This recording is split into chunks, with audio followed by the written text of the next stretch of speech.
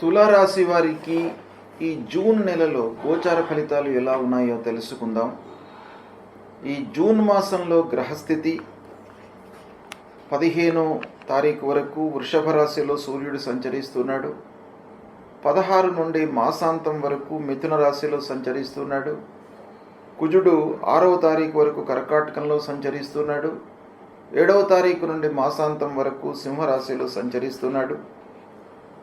బుధుడు 6వ తారీఖు వరకు వృషభంలో, 22వ తారీఖు వరకు మిథునంలో, 23వ తారీఖు నుండి మాసాంతం వరకు కూడాను కర్కాటక రాశిలో సంచరిస్తున్నాడు. గురువు మిథున రాశిలో సంచరిస్తున్నాడు. శుక్రుడు మేషరాశిలో సంచరిస్తున్నాడు. శనైశ్చరుడు మీనరాశిలో సంచరిస్తున్నాడు. రాహువు కుంభం, కేతువు సింహరాశిలో సంచరిస్తున్నారు. అయితే ఈ సంచారము తులారాశి వారికి ఎలా ఉంది అనే విషయాన్ని మనం చూసినట్టయితే, సూర్యుడు అష్టమ నవమ స్థానాలలో సంచరిస్తున్నాడు, ప్రతికూలంగా ఉన్నాడు. సూర్యుడి యొక్క సంచారం ప్రతికూలంగా ఉంది. కుజుడు ప్రారంభంలో మొదటి వారం దశమ స్థానంలో ప్రతికూలంగా ఉన్నాడు. తదనంతరం ఏకాదశంలోకి ప్రవేశిస్తున్నాడు. కాబట్టి లాభస్థానంలో కుజుడు అనుకూలంగా ఉన్నాడు. బుధుడు 8, 9, 10 స్థానాలలో సంచరిస్తున్నాడు, అనుకూలంగా ఉన్నాడు. గురువు భాగ్యస్థానంలో సంచరిస్తున్నాడు, అనుకూలంగా ఉన్నాడు. శనైశ్చరుడు 6వ స్థానంలో సంచరిస్తున్నాడు, అనుకూలంగా ఉన్నాడు. రాహు పంచమ స్థానంలో ప్రతికూలం, కేతువు ఏకాదశ స్థానంలో అనుకూలంగా ఉన్నారు. ఈ విధంగా గ్రహస్థితి ఉంది. ఓవరాల్గా మనం చూసినట్టయితే తులారాశి వారికి ఈ మాసం బాగా కలిసి వస్తుంది. గ్రహస్థితి చాలా అనుకూలంగా ఉంది. కొంత ఆలోచించి మీరు పనులు చేసినట్టయితే మీకు లాభాలు కలిగేటువంటి అవకాశాలు బాగా ఉన్నాయి. అన్ని పనులను కూడాను మీరు సమయం లోపల పూర్తి చేయగలుగుతారు. ఈ మాసాన్ని మీరు సద్వినియోగపరచుకోవడం చాలా ముఖ్యం. అయితే ప్రారంభించినటువంటి పనులను మీరు నిర్ణయించుకున్నటువంటి సమయం లోపల పూర్తి చేయడం మూలకంగా చాలా సంతృప్తిని పొందేటువంటి అవకాశాలు బాగా కనబడుతున్నాయి. కుటుంబ వాతావరణము, భార్య, పిల్లలు, కుటుంబ పెద్దలతో మీరు చాలా సంతృప్తిగా ఉంటారు. ఆనందంతో పనులు చేస్తుంటారు. వారికి కావలసినటువంటి పనులను, వస్త్ర వస్తువులను కొనుగోలు చేస్తారు. అప్పుడప్పుడు అనవసరమైనటువంటి విషయాలు చర్చకు రావడం మూలకంగా కొంత మనస్తాపానికి గురయ్యేటువంటి అవకాశం కూడాను ఒక పక్కన గోచరిస్తుంది. దాన్ని మీరు అవాయిడ్ చేసుకోవడానికి కూడాను మీ చేతిలో ఉంది, అవకాశం ఉంది. ఇక పూర్వము ఇచ్చినటువంటి బాకీలు వసూలవుతాయి. అంటే ఆర్థిక స్థితి ఈ మాసంలో మీకు అనుకూలంగా ఉంది. రావాల్సినటువంటి డబ్బు సమయానికి మీకు చేతికి అందుతుంది. రాజకీయ, కోర్టు, ప్రభుత్వ పనులలో అనుకూలత గోచరిస్తుంది.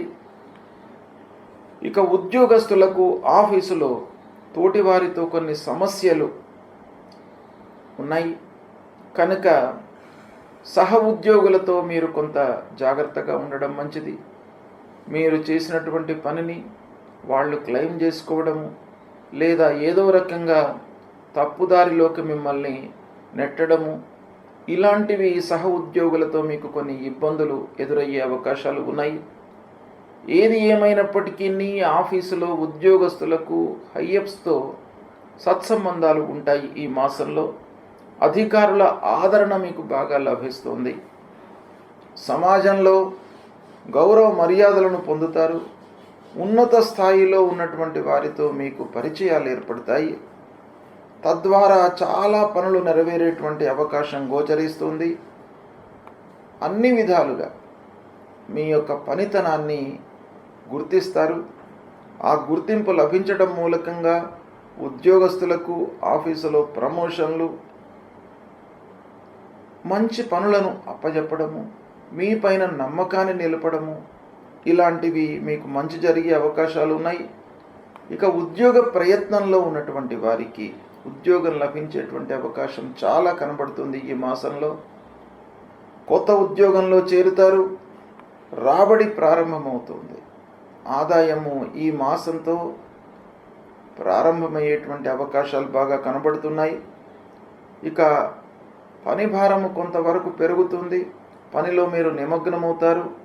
తద్వారా ఆరోగ్యాన్ని నిర్లక్ష్యం చేసేటువంటి అవకాశం కనబడుతుంది కనుక దాన్ని దృష్టిలో పెట్టుకొని మీరు ముందుకు వెళ్ళడం అవసరము. ఆర్థిక స్థితి ముఖ్యంగా గత మాసాలతో పోల్చుకున్నట్టయితే ఈ మాసంలో మీకు చాలా అనుకూలంగా ఉంటుంది. సంతృప్తిగా ఉంటారు. చేతిలో డబ్బు ఉంటుంది. సంతృప్తిగా ఖర్చు పెడతారు. ఆనందాన్ని పొందుతారు. చేసేటువంటి వృత్తి వ్యాపారము చాలా సంతృప్తిగా కొనసాగుతుంది. పిల్లల విషయంలో మంచి నిర్ణయాలు తీసుకుంటారు. నేమ్ అండ్ ఫేమ్ బాగా సంపాదిస్తారు. అదృష్టం బాగా కలిసి వస్తుంది ఈ మాసంలో. వివాహ ప్రయత్నాలు ఫలిస్తాయి. పిల్లల హయ్యర్ ఎడ్యుకేషన్ కొరకై చేసేటువంటి ప్రయత్నాలు అన్ని రకాలుగా మీకు కలిసి వచ్చేటువంటి అవకాశం బాగా కనబడుతుంది. విదేశీ ప్రయాణాలు అనుకూలిస్తాయి. దేశీయంగా కూడాను పిల్లలను మంచి సంస్థలలో మీరు చేర్పించేటువంటి అవకాశం కనబడుతుంది. ఓవరాల్గా చూసినట్టయితే తులారాశి వారికి ఈ మాసం బాగా కనబడుతుంది. అనుకూలంగా ఉంది. మంచి పనులు చేస్తారు. లాభాల బాటన ప్రయాణం చేస్తారు వ్యాపారస్తులు. ఒకటి ఈ మాసంలో మీరు తీసుకోవలసినటువంటి శ్రద్ధ ఏంటంటే ఆరోగ్యపరంగా చిన్న చిన్న సమస్యలు తలెత్తే అవకాశాలు ఉన్నాయి కాబట్టి ఆరోగ్యంపై మీరు మనసు నిలపడం ఈ మాసంలో అవసరము. మిగతా అన్ని కార్నర్స్ లోపల కూడాను తులారాశి వారికి ఈ మాసం బాగా అనుకూలిస్తుంది. సద్వినియోగం చేసుకోండి. జూన్ మాసంలో వస్తున్నటువంటి ముఖ్యమైనటువంటి పండుగలు, జయంతులు, వాటి ప్రాశస్త్యము, మనం చేయవలసినటువంటి కర్తవ్యము, వీటి గురించి తెలుసుకుందాం. ముందుగా జ్యేష్ఠ శుద్ధ దశమి గురువారం 5 జూన్ రోజున దశహర పాప దశమి వ్రతం. ఇది చాలా ముఖ్యమైనటువంటి వ్రతం. దశహర పాప దశమి అని దీనికి పేరు. అంటే ప్రతి మానవుడు కూడాను తెలిసి కొన్ని పాపాలు చేస్తూ ఉంటాడు, తెలియకుండా కొన్ని పాపాలు చేస్తూ ఉంటాడు, కొన్ని ఫోర్స్డ్గా కూడాను కొన్ని చేయవలసినటువంటి ఆగత్యం ఏర్పడుతుంది. ఈ విధంగా దశవిధ పాపాలు చేసేటువంటి అవకాశాలు బాగా ఉన్నాయి. ఇందులో కాయిక, వాచిక, మానసికమైనటువంటి పాపాలు అంటే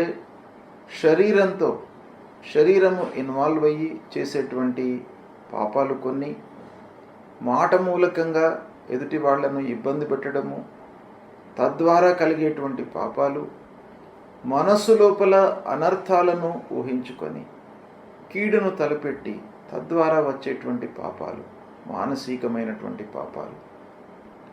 ఇలా మూడు రకాలుగా ఉండేటువంటి పాపాలు మొత్తం కలిపితే మనకు ఒక్కొక్క దానిలో 4, 3 ఇలా పాపాలు 10 రకాలుగా ఉంటాయి అనేటువంటిది శాస్త్రం చెబుతుంది. అయితే ఈ పాపాలు తొలగిపోవడానికి ఈ దశమి రోజున గంగా స్నానం చేసినట్టయితే, అంటే గంగా భగవతి పూజ, మనకు దగ్గరగా ఉన్నటువంటి గోదావరి నది కానివ్వండి, గంగా నదికి కానీ వెళ్ళి స్నానం ఆచరించినట్టయితే ఈ దశవిధ పాపాలు దూరం అయిపోతాయి అనేటువంటిది శాస్త్రం చెప్తుంది. కాబట్టి మనము సంతృప్తిగా జీవనం కొనసాగించడానికి, చేసినటువంటి అకృత్యాలను దూరం చేసుకోవడానికి గంగా స్నానం అనేటువంటిది చాలా ముఖ్యమైనటువంటిది. గంగా అంటే గంగా నది కాకుండా దగ్గరగా ఉన్నటువంటి జీవనదుల లోపల ఎక్కడైనా కూడాను మీరు స్నానం ఆచరించవచ్చును. అలాంటిది చేయడం మూలకంగా మనకు ఈ పాపాలన్నీ కూడాను దూరం అవుతాయి. ఇక 6వ తారీఖున నిర్జల ఏకాదశి, గణపతి సచ్చిదానంద స్వామి వారి యొక్క జయంతి. ఈ నిర్జల ఏకాదశి, మనకు ఏకాదశి వ్రతం చాలా ఉత్తమమైనటువంటి వ్రతం. అన్ని వ్రతాల్లో కూడాను ఏకాదశి వ్రతానికి అత్యంత ప్రాధాన్యత మన శాస్త్రంలో ఇవ్వబడింది. కాబట్టి మనము ప్రకృతి పరంగా, ఆరోగ్యపరంగా, శారీరకంగా మనం దృష్టిలో పెట్టుకున్నట్టయితే ఏకాదశి రోజున ఉపవాసం చేసి ద్వాదశి రోజున పారణ చేసినట్టయితే అద్భుతమైనటువంటి ఫలితాలు కలుగుతాయి. ఉన్నతమైనటువంటి భావనలతో మోక్షాన్ని పొందవచ్చును అనేటువంటివి కూడాను మనకు ఇతిహాసాల లోపల చాలా చెప్పబడి ఉన్నాయి. కాబట్టి ఈ రోజున ఏకాదశి వ్రతాన్ని ఆచరించాలి. ఇదే రోజున అవధూత పీఠాధిపతి గణపతి సచ్చిదానంద స్వామి వారి యొక్క జయంతి. ఆ స్వామివారిని మీరు కొలవండి. త్రిమూర్తి స్వరూపమైనటువంటి ఆ గురు భగవానుడు, గురుదేవుడి యొక్క అనుగ్రహాన్ని పొందడానికై స్వామివారిని మీరు పూజించండి. ఇక 8వ తారీఖు రోజున మృగశిర కార్తీ ప్రవేశం. వ్యవసాయదారులకు కార్తులు అత్యంత ప్రాధాన్యతను సంతరించుకున్నటువంటివి. కార్తులను దృష్టిలో పెట్టుకొని వాళ్ళు కార్యకలాపాలు చేస్తూ ఉంటారు. వ్యవసాయం ప్రారంభం చేయడము, విత్తనాలు నాటడము, ఇవన్నీ కూడాను కార్తులకు అనుగుణంగా వాళ్ళు చేసుకుంటారు. కనుక మృగశిర కార్తీ ప్రవేశం అనేటువంటిది చాలా ముఖ్యమైనటువంటి కార్తీ. అది 8వ తారీఖు నాడు ప్రవేశిస్తుంది. ఇక 10వ తారీఖు నుండి గురుమౌఢ్యం ప్రారంభమవుతుంది. గురుమౌఢ్యము అనంటే గురువు మనకు కనిపించకుండా లుప్తమవుతాడనమాట. గురుగ్రహము కనపడకుండా ఉన్నప్పుడు శుభకార్యాలు చేయకూడదు అనేటువంటిది శాస్త్రం చెప్తుంది. కనుక ఈ 10వ తారీఖు నుండి గురుమౌఢ్యం ప్రారంభమవుతుంది. దాంతో వివాహాది శుభకార్యాలన్నీ కూడాను నిషేధం. ఒక నెల రోజుల పాటు ఉంటుంది ఈ మౌఢ్యము. ఈ సమయం లోపల శుభకార్యాలు నిషేధము. తర్వాత 11వ తారీఖున జ్యేష్ఠ పౌర్ణిమ బుధవారం వటసావిత్రి గౌరీ వ్రతం. ఈ వటసావిత్రి గౌరీ వ్రతము ముత్తైదువులకు ఆ సావిత్రి ఎలానైతే గౌరీదేవిని పూజించి మాంగళ్యాన్ని రక్షించుకుందో అలాంటి ఉత్తమమైనటువంటి ఈ వటసావిత్రి వ్రతము 11వ తారీఖున వస్తుంది. దీన్ని కూడాను అందరూ ఆచరించి శుభప్రదమైనటువంటి జీవితాన్ని కొనసాగించడానికి ఈ వ్రతం బాగా ఉపయోగపడుతుంది. ఇక 14 జూన్ శనివారం సంకష్టహర చతుర్థి వ్రతం. సంకష్టహర చతుర్థి వ్రతము ప్రతి మాసం లోపల కూడాను పౌర్ణిమ తర్వాత తదియ కానివ్వండి, చవితి రోజున కానీ ఈ వ్రతం వస్తుంది. అందరూ కూడాను ఈ రోజున సంకష్టహర చతుర్థి వ్రతాన్ని ఆచరించి ఆటంకాలు లేకుండా మనము చేపట్టేటువంటి పనులు సుఖమయంగా పూర్తి కావడానికి, ఆ గణపతి యొక్క అనుగ్రహాన్ని పొందడానికై ఈ వ్రతాన్ని మనము ఆచరిస్తాం. ఈ వ్రతం లోపల ఉన్నటువంటి కర్తవ్యం ఏంటంటే ఉదయం నుండి మనము ఉపవాసంతో ఉండి గణపతిని అర్చించి అభిషేకం చేసి సాయంకాలము చంద్రోదయం వరకు ఉపవాసము ఉండి చంద్రుణ్ణి చూసిన తరువాత ఉపవాస దీక్షను విరమించి అప్పుడు ఆ గణపతికి మళ్ళీ ఒకమారు ప్రార్థన చేసుకొని పూజించడము. ఇది ఈ సంకష్టహర చతుర్థి రోజున చేయవలసినటువంటి కర్తవ్యము. ఈ వ్రతము చాలా ముఖ్యమైనటువంటిది. కష్టాలు నివారిస్తాడు గణపతి, ఆటంకాలు రాకుండా మిమ్మల్ని కాపాడుతాడు. కాబట్టి ఈ సంకష్టహర వ్రతము అనేటువంటిది మీరు ఆచరించండి, శుభ ఫలితాలను పొందుతారు. తర్వాత 15వ తారీఖున మిథున సంక్రమణ ప్రవేశమవుతుంది. ఈ సంక్రమణ రోజున పితృదేవతల ప్రీత్యర్థమై మనము ఎవరికైనా కూడాను కొంత అన్నదానం చేసినట్టయితే మీకు సత్ఫలితాలు పొందుతారు. ప్రతి సంక్రమణ రోజున పితృదేవతల ప్రీత్యర్థమై మీరు ఒకరికి కానీ ఇద్దరికి కానీ మీకు ఎంతమందికి అనుకూలమైతే మీ శక్తి కొలది అన్నదానం చేయండి, సత్ఫలితాలను పొందుతారు. ఇక 23వ తారీఖు రోజున సోమ ప్రదోషమి వ్రతం, మాస శివరాత్రి. ఈ రెండు కూడాను ప్రదోషమి, మాస శివరాత్రి శివ వ్రతాలు. ఈ రెండు వ్రతాలను సోమ ప్రదోషమి అదే రోజు వస్తుంది, అదే రోజున కూడాను మాస శివరాత్రి ఉంది. ఆ శంకరుణ్ణి ప్రదోష కాలం లోపల మీరు పూజించినట్టయితే మీకు అన్ని రకాలుగా ఐశ్వర్యాన్ని, అపమృత్యు దోషాలను తొలగిస్తాడు. అపమృత్యు దోషాన్ని తొలగించి ఐశ్వర్యాన్ని ప్రసాదించేటువంటి ఆ శంకరుడు ఆ సోమ ప్రదోషమి రోజున మీరు పూజించినట్టయితే తప్పకుండా మీకు అనుగ్రహం లభిస్తుంది. తర్వాత అమావాస్య, దర్శామావాస్య కూడాను 25వ తారీఖు నాడు వస్తుంది. ఈ అమావాస్య రోజున కూడాను పితృదేవతల ప్రీత్యర్థమై మీరు అన్నదానం చేయండి.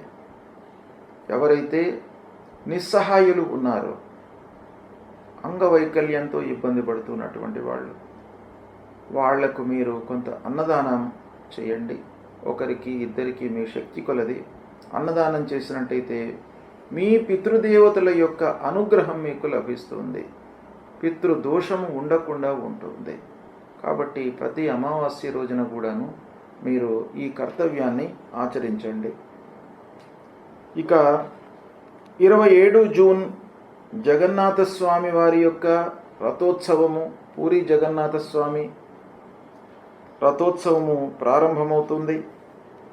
ఇక 29 జూన్ రోజున బోనాలు ప్రారంభమవుతాయి. ఇవి ముఖ్యమైనటువంటి పండుగలు ఈ జూన్ మాసంలో ఉన్నాయి. ఈ పండుగలను మీరు గుర్తించి ఋషులు మన జీవితము సుఖమయంగా జరగడానికి, ఆటంకాలు లేకుండా, ఇబ్బందులు లేకుండా, అపమృత్యువు దరి చేరకుండా ఆరోగ్యవంతమైనటువంటి జీవితాన్ని గడపడానికి ఋషులు దర్శించి మనకు నిర్ణయించినటువంటి పండుగలు ఇవి. హిందూ సాంప్రదాయానికి మూల స్తంభాలు. పండుగలను గుర్తించి ఆచరించడం అనేటువంటిది. కనుక ఈ పండుగలను ఆచరించినట్టయితే మన జీవితము సుఖమయంగా జరుగుతుంది. ఆ పండుగల వెనుక ఉన్నటువంటి ఇతిహాసాన్ని కూడాను మీరు అర్థం చేసుకొని దానికి ప్రత్యామ్నాయమైనటువంటి కర్తవ్యాలు, ఏ పండుగ రోజున మనం ఏం చేయాలి అనేటువంటిది మీకు స్థూలంగా నేను చెప్పాను. ఇంకా కూడాను మీరు ఈ విషయాన్ని మీరు తెలుసుకొని ఆచరించినట్టయితే జీవితాన్ని సుఖంగా మీరు కొనసాగించడానికి అవకాశాలు ఉంటాయి. గ్రహస్థితి ప్రతికూలంగా ఉన్నప్పుడు మనము చేయవలసినటువంటి కర్తవ్యాలు రెండు ఉంటాయి. ఒకటి, మనము రెట్టింపు శ్రమతో ఆ పనులను చేయాలి. అంటే శక్తియుక్తులను ఉపయోగించి పనులు చేయడము. రెండవది, భగవంతుడి యొక్క అనుగ్రహం కొరకై మనము చేయవలసినటువంటి పరిహారాలు. ఇందులో ముఖ్యమైనటువంటి గ్రహాలు మనపైన చాలా ఎఫెక్ట్ను చూపిస్తాయి. సూర్యుడు, కుజుడు, గురువు, శనేశ్వరుడు, రాహువు, కేతువులు. ఈ గ్రహాలు ప్రతికూలంగా ఉన్నప్పుడు మనం చేయవలసినటువంటి విధి విధానాలు, పరిహారం ఏంటి అనేటువంటి విషయాన్ని చెప్తాను. సూర్యుడు ముఖ్యంగా మనకు ఆరోగ్యాన్ని ఇచ్చేటువంటి గ్రహము. ఆరోగ్య ప్రదాత అయినటువంటి సూర్యుడి యొక్క అనుకూలత బాగా ఉండాలి. అంటే దుస్థానాలలో సంచరిస్తున్నప్పుడు సూర్యుడు మనం చేసేటువంటి పనుల లోపల ఆటంకాలు, శ్రమ, శారీరక ఇబ్బందులు కలిగించేటువంటి అవకాశాలు ఉంటాయి. కాబట్టి సూర్యుణ్ణి మనం ప్రసన్నం చేసుకోవడానికై ప్రతినిత్యం కూడాను ఉదయము స్నానం చేసిన తర్వాత సూర్య నమస్కారాలు చేయడము చాలా ముఖ్యమైనటువంటిది. మీరు 12 సార్లు సూర్యుడికి నమస్కారం చేసుకోండి, భూమికి కూడాను 12 సార్లు నమస్కారం చేయండి. నమస్కార ప్రియో భానుహు అని మీరు కేవలం నమస్కారం చేయడం మూలకంగానే మీకు ఆ సూర్య భగవానుడు మిమ్మల్ని అనుగ్రహిస్తాడు. మీరు చేసేటువంటిది చాలా కించిత్తు, కేవలం నమస్కారం. కానీ భగవంతుడు మీకు అనుగ్రహించేది మీకు ఆరోగ్యం. ఆరోగ్యమే మహాభాగ్యం. అలాంటిది మీకు కేవలం నమస్కారం మూలకంగానే వస్తుంది. కాబట్టి ప్రతినిత్యం కూడాను సూర్యుడికి నమస్కారం చేసుకోండి, భూమికి నమస్కారం చేయండి, మూలమంత్రాన్ని పఠించండి. సూర్యుడికి సంబంధించినటువంటి మూలమంత్రం జపా కుసుమ సంకాశం కాశ్యపేయం మహద్యుతిం తమోరిం సర్వపాపఘ్నం ప్రణతోస్మి దివాకరం అనేటువంటి ఈ మూలమంత్రాన్ని ప్రతినిత్యం కూడాను జపించండి. సూర్యుడికి అనుకూలమైనటువంటి జాతి రత్నం మాణిక్యం అంటే కెంపు. ఈ కెంపును ధరించండి. శివాభిషేకం కూడాను చేయండి. శివుడు కూడాను మీకు ఆరోగ్యాన్ని ఐశ్వర్యాన్ని ఇచ్చేటువంటి భగవంతుడు కాబట్టి ఈ సూర్యుడు ప్రతికూలంగా ఉన్నప్పుడు సూర్య భగవానుడితో పాటు శంకరుడికి కూడాను మీరు పూజించండి. తర్వాత మన ఫలితాలపై అంగారకుడు అంటే కుజగ్రహం కూడాను బాగా ప్రభావాన్ని చూపిస్తాడు. కుజుడు ప్రతికూలంగా సంచరిస్తున్నప్పుడు మీరు సుబ్రహ్మణ్య స్వామిని పూజించండి, కాళీమాతను పూజించండి. ఎర్రటి పూలతో మీరు పూజించినట్టయితే ఆ అంగారకుడు మిమ్మల్ని అనుగ్రహిస్తాడు.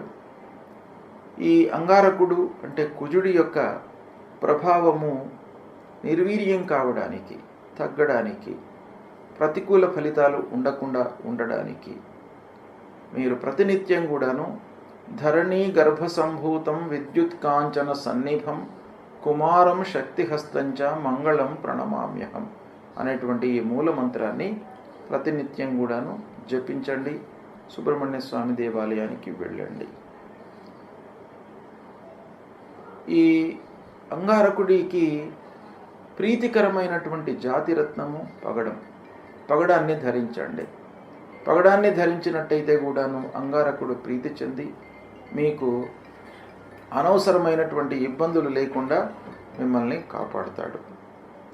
ఇక గురు భగవానుడు అత్యంత ప్రధానమైనటువంటి గ్రహ కనుక గురువు ప్రతికూలంగా ఉన్నప్పుడు మీరు దక్షిణామూర్తి దేవాలయానికి వెళ్ళడము, దత్తాత్రేయ స్వామి దేవాలయానికి వెళ్ళడము, దత్తాత్రేయ స్వామిని కొలవడము, ఇవి చేసినట్టయితే మీకు ఆ గురు భగవానుడి యొక్క అనుకూలత లభిస్తుంది. సద్గురువులను సందర్శించుకోండి, మాతాపితృవులను సేవించండి. ఆ గురు భగవానుడి యొక్క అనుకూలత లభిస్తుంది. ఇక ఈ గురు ప్రీత్యర్థమై మూలమంత్రాన్ని కూడాను ప్రతినిత్యం జపించుకోండి. దేవానాంచ ఋషీణాంచ గురుం కాంచన సన్నిభం వందనీయం త్రిలోకానాం తం నమామి బృహస్పతిం అనేటువంటి ఈ మూలమంత్రాన్ని ప్రతినిత్యం కూడాను చదువుకోండి. పసుపు వస్త్రము, శనిగలను దానంగా ఇవ్వండి. పుష్యరాగాన్ని ధరించండి. గురువుకు ఇవి చాలా ప్రీతికరమైనటువంటిది కాబట్టి వస్త్రము, ధాన్యము దానంగా ఇవ్వండి. ఈ కనక పుష్యరాగాన్ని ధరించండి. ఇక శనైశ్చరుడు ప్రతికూలంగా ఉన్నప్పుడు శని మనకు చాలా విషయాల లోపల ప్రభావాన్ని చూపిస్తాడు. ముఖ్యంగా ఆర్థికపరమైనటువంటి సమస్యలను క్రియేట్ చేస్తాడు. రాబడి పైన ప్రభావాన్ని చూపిస్తాడు. కనుక శని భగవానుణ్ణి అనుకూలం చేసుకోవడం చాలా ముఖ్యమైనటువంటి కర్తవ్యం. శనిని ప్రీతికరంగా మనం పూజించాలి. శని ప్రీత్యర్థమై ఏం చేయాలి? శివుణ్ణి పూజించండి, ఆంజనేయ స్వామిని పూజించండి, స్తోత్ర పారాయణం చేయండి, శని స్తోత్ర పారాయణం చేయండి. తర్వాత హనుమాన్ చాలీసా పారాయణం చేయండి.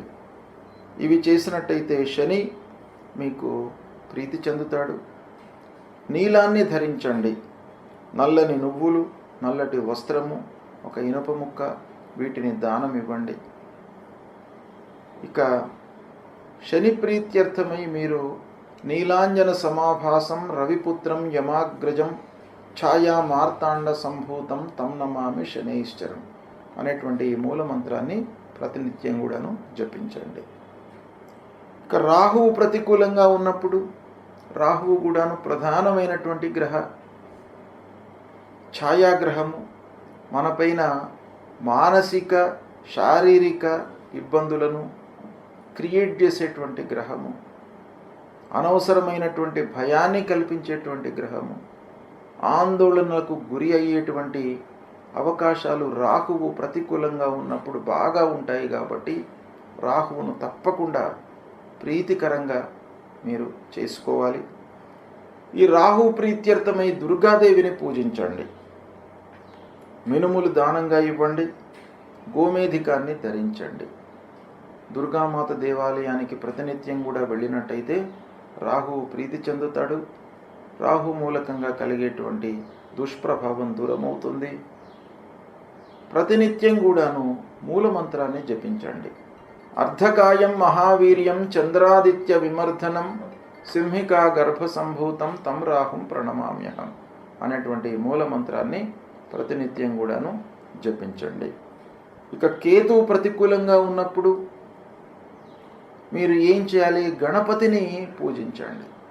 ఆ గణాధిపతిని పూజించడం మూలకంగా ఆటంకాలు లేకుండా ఉంటాయి, ఆలస్యం జరగకుండా ఉంటాయి మనం చేపట్టినటువంటి కార్యక్రమాలలో. కనుక ఆ గణపతిని సేవించండి. గణపతి దేవాలయానికి వెళ్ళండి. ఉలువలు దానంగా ఇవ్వండి. వైడూర్యాన్ని ధరించండి. ఫలాశ పుష్ప సంకాశం తారక గ్రహమస్తకం రౌద్రం రుద్రాత్మకం ఘోరం తం కేతుం ప్రణమామ్యహం అనేటువంటి మూలమంత్రాన్ని ప్రతినిత్యం కూడాను చదువుకోండి. ఈ గ్రహాలకు సంబంధించిన ఈ మూలమంత్రాలే కాకుండా గ్రహస్థితి ప్రతికూలంగా ఉన్నప్పుడు, మీకు మానసికమైనటువంటి ఇబ్బందులు తలెత్తుతున్నప్పుడు, శారీరకమైనటువంటి ఇబ్బందులు ఎదురవుతున్నప్పుడు, ఆర్థికపరమైనటువంటి సమస్యలతో కొట్టుమిట్టాడుతున్నప్పుడు మీరు చేయవలసినటువంటి కర్తవ్యము లలితా సహస్రనామ పారాయణం చేసుకోండి. విష్ణు సహస్రనామ పారాయణం చేయండి. ఆదిత్య హృదయాన్ని చదువుకోండి. శివుణ్ణి పూజించండి. శివుని యొక్క దేవాలయానికి వెళ్ళి అభిషేకం చేయించండి. ఇవి చేసినట్టయితే మీకు గ్రహస్థితి మూలకంగా కలిగేటువంటి దుష్ప్రభావము దూరమవుతుంది. శుభ ఫలితాలను పొందుతారు.